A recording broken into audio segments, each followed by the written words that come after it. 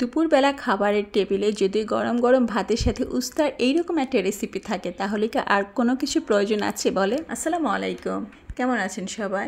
আমি মুক্তা চলে আসলাম আপনাদের জন্য নতুন আরেকটা ভিডিও নিয়ে। আজকে আপনাদের জন্য আমি নিয়ে আসলাম চিংড়ি দিয়ে উস্তা চচ্চড়ি।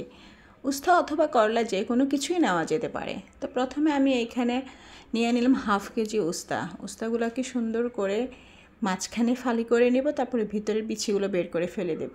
এরপর একটু মোটা মোটা করে কেটে নিচ্ছি। ঠিক এই রকম সাইজ করে আমি সবগুলো উস্তা কেটে নেব। আপনারা চাইলে আপনাদের পছন্দ অনুযায়ী আর একটু মোটা অথবা পাতলা করে কেটে নিতে পারেন। তো আমার সবগুলো উস্তা কাটা শেষ হয়ে গিয়েছে। এখন আমি উস্তাগুলোকে খুব সুন্দর করে ধুয়ে পানি জড়িয়ে নিব। আর উস্তার গায়ে কিন্তু অনেক বালু থাকে, উস্তাগুলোকে একটু ভালো করে ধুয়ে নিতে হবে। এখন উস্তার জন্য আমি কেটে নিচ্ছি পেঁয়াজ আর কাঁচামরিচ। তো পেঁয়াজগুলোকেও আমি একটু মোটা মোটা করে কেটে নিচ্ছি। যেহেতু আমি উস্তার সাইজটা একটু মোটা রেখেছি, পেঁয়াজগুলোকে একটু মোটা সাইজ করে কেটে নিচ্ছি। এই যে এরকম করে আমি সবগুলো পেঁয়াজ কেটে নেব।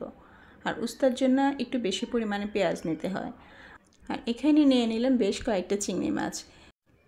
এখানে আমার কাটাকাটির পর্ব শেষ। এখন আমি চলে যাচ্ছি মূল রান্নায়। তো চুলাতে একটা কড়াই বসিয়ে দিলাম, আর এখানে আমি দিয়ে দিলাম তেল। আর তেলের পরিমাণটা এখানে কিছুটা বেশি দিতে হবে।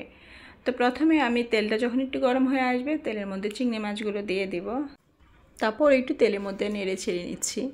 এখন আমি এখানে অ্যাড করে দিচ্ছি হাফ চামচ পরিমাণ হলুদ গুঁড়া, তারপরে স্বাদ অনুযায়ী লবণ। তারপর খুব ভালো করে মিশিয়ে মাছগুলোকে কিছুক্ষণ ভেজে নেব তেলের মধ্যে। আর এখানে কিন্তু আমি এর বাইরে কোনো মশলা ব্যবহার করব না, এর মধ্যে আমার রান্নাটা কমপ্লিট হয়ে যাবে। তো এখন এই পর্যায়ে দিয়ে দিচ্ছি আমি কেটে রাখা পেঁয়াজগুলো। পেঁয়াজ দিয়ে আবার একটু নেড়ে ছেড়ে নিচ্ছি। তারপর দিয়ে দেবো ফালি করে কেটে রাখা কাঁচামরিচগুলো। আর ঝালের পরিমাণটা আপনারা আপনাদের পছন্দ অনুযায়ী দিয়ে দেবেন। চিংড়ি মাছ, পেঁয়াজ আর কাঁচামরিচগুলোকে আমি কিছুক্ষণ একটু ভেজে নেব।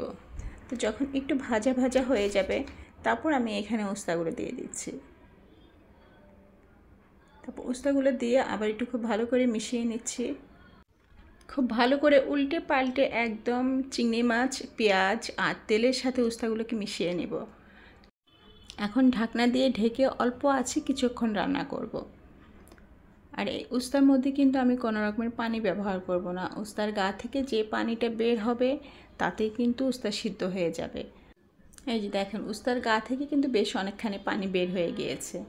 আর ঢাকনা দেওয়ার ফলে সিদ্ধ হতে সময় একটু কম লাগে। তো আমি আবার কিছুক্ষণের জন্য ঢাকনা দিয়ে রান্না করব।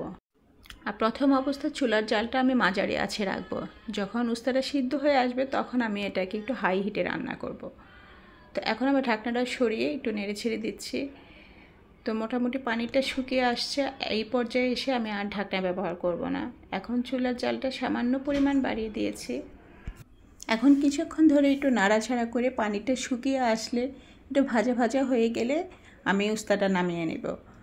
তো উস্তা রান্না দেখতে দেখতে সবার কাছে আমার ছোট্ট একটা অনুরোধ, যারা আজকে আমার ভিডিও প্রথম দেখছেন তারা অবশ্যই আমার চ্যানেলটি সাবস্ক্রাইব করে দেবেন আর পাশে থাকা বেল আইকনটি প্রেস করে দেবেন। আর যারা ফেসবুক পেজ থেকে দেখছেন তারা আমার পেজে একটা লাইক ফলো দিয়ে দেবেন। আর প্লিজ কেউ ভিডিওটা স্কিপ না করে পুরো ভিডিওটা দেখার চেষ্টা করবেন। অনেকেই আছেন ভিডিও শুরুতে একটা লাইক দিয়ে ভিডিওটা স্কিপ করে চলে যান, এতে করে কিন্তু ভিডিওর ভিউজ ডাউন হয়ে যায়। প্লিজ এই কাজটি কেউ করবেন না। তো ফাইনালি আমার উস্তা চচ্চড়ি একদম রেডি, এখন শুধু খাওয়ার বাকি।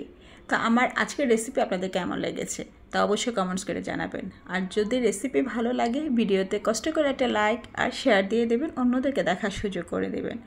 তো আজকে আর কথা বাড়াচ্ছি না, আবার দেখা হবে পরবর্তী ভিডিওতে। সে পর্যন্ত সবাই ভালো থাকবেন, সুস্থ থাকবেন, আমার জন্য দোয়া করবেন আর আমার চ্যানেলের পাশেই থাকবেন। আল্লাহ হাফেজ।